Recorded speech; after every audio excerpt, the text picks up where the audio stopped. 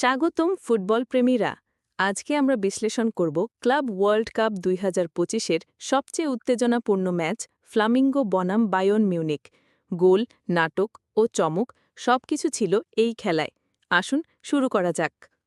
ম্যাচের শুরু থেকেই বায়ন ঝড় তুলেছিল। মাত্র 6 মিনিটেই ফ্লামিঙ্গো ডিফেন্ডার পুলগার আত্মঘাতী গোল করলেন। এর মাত্র 3 মিনিট পরই হ্যারি কেন দুর্দান্ত এক শট গোলবারের নিচ দিয়ে চলে যায়। ফ্লামিঙ্গো কিন্তু হাল ছাড়েনি। ৩৩ মিনিটে জারসন একটি গোলে ম্যাচে ফিরিয়ে আনেন। তবে বায়ন আবারও চাপ বাড়ায়। ৪২ মিনিটে গোরেটস্কা দূরপাল্লার এক গোল করে ব্যবধান বাড়িয়ে দেন।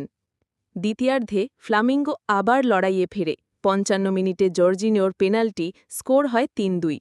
কিন্তু ৭৩ মিনিটে আবার সেই নাম হ্যারি কেন আরও একটি গোল করে ম্যাচের নিয়ন্ত্রণ পুরোপুরি নিয়ে নেন। আজকের ম্যাচের তারকা নিঃসন্দেহে হ্যারি কেন। গোরেটস্কা ছিলেন অসাধারণ, আর গোলরক্ষক নয়ার কয়েকটি দুর্দান্ত সেভ করে ফ্লামিঙ্গোকে ম্যাচে ফিরতে দেননি। বায়ন কোচ কোম্পানি বলেন, আমাদের ছেলেরা খুব দারুণ রেসপন্স করেছে। ফ্লামিঙ্গো কোচ ফিলিপে লুইস বলেন, আমরা ইউরোপের সেরা দলের বিপক্ষে ভালো লড়েছি। বায়ার্ন এখন কোয়ার্টার ফাইনালে যাবে, যেখানে তাদের মুখোমুখি হবে পিএসজি।